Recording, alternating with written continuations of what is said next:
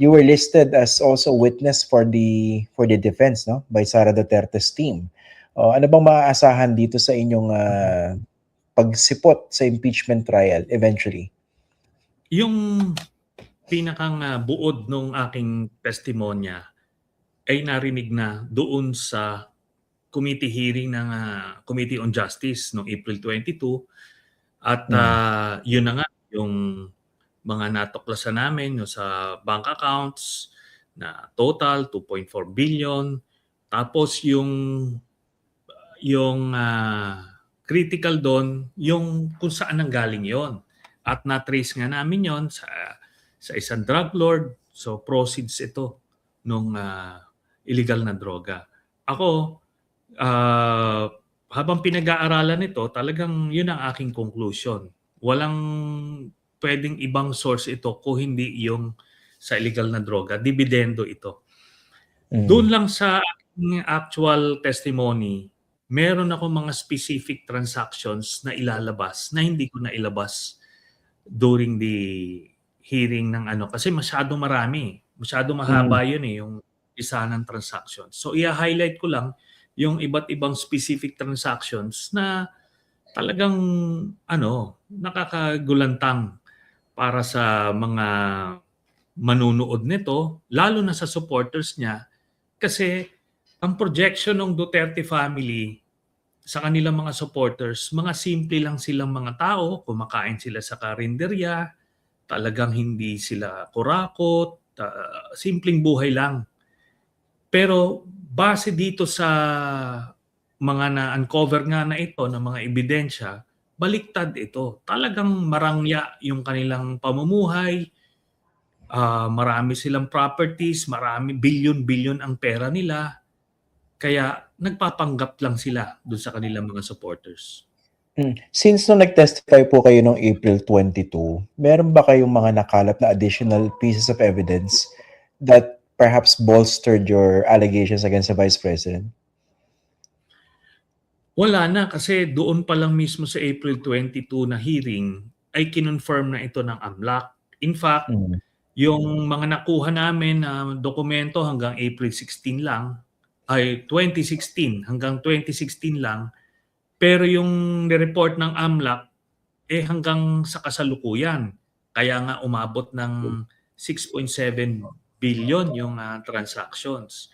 At ito, pero alam ko rin na merong mga bagong testigo ang ipepresenta doon. Yun ang masasabi ko doon. Ayaw natin i-preempt kung ano yan, pero mabigat ito, mga testigo na ito. Bagong testigo ng prosecution na magko-corroborate ng ano po? Or magbibigay ng panibagong separate testimony? Magbibigay ng separate testimony at the same time magko-corroborate ng mga regarding saan po? Ill-gotten wealth and and bribery, corruption. Mga ilang witnesses po itong inaasahan? At least 2 na bago. Sa pagkakaalam ko lang Pero yung prosecution itself, marami talaga silang witnesses Hindi na ako privy dun sa iba na yon.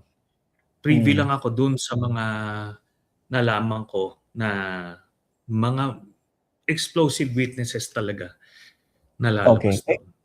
I think ang sequence po na ipinresent ng House Prosecution Team is pang-apat yung Salen issue, hindi po ba?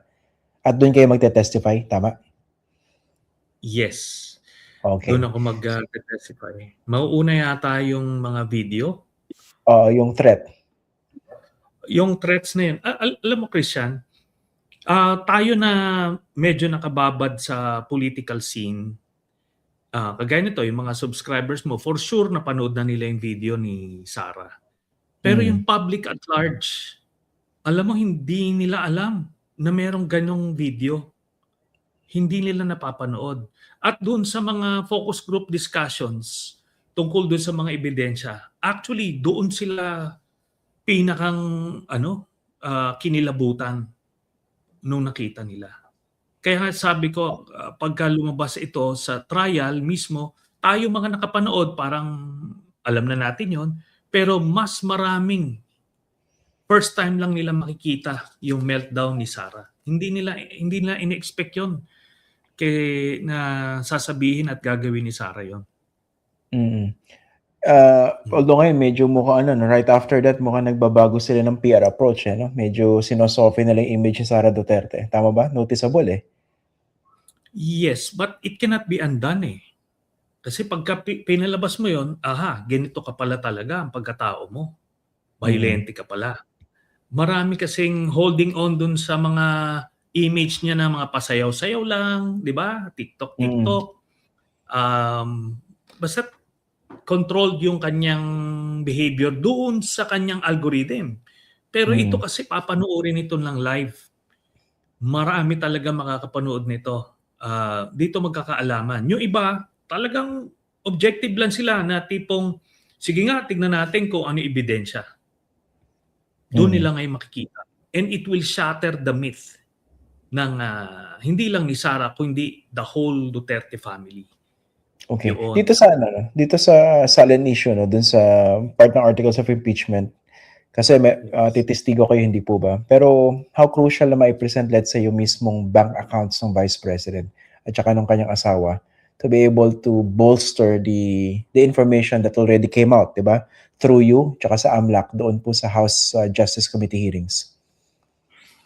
Yung sa bank accounts issue, yung aking testimonya na ididetalye ko yung mga specific transactions at yung fact na galing ito sa isang drug lord, yun kasi hindi yun masasabi ng AMLAC. Yung sa AMLAC, kanila objective presentation lang. Kung magkano yung transaction, they will just validate na totoo lang itong mga sinabi ko. Pero yung mga backstory doon, kasi yung banon na established na drug kung hindi yun masasabi ng AMLAC. Pero together, mabigat yun. Kasi confirmatory yun. Yung bangko itself, kasi magiging na siya, kung unnecessary na, ika nga. Pero kung ipe-present pa rin yun, ganun pa rin makikita. Talagang totoong-totoo. Pero itong AMLAC mismo, hindi na nila mababasag yun. Yan ang aking pananaw.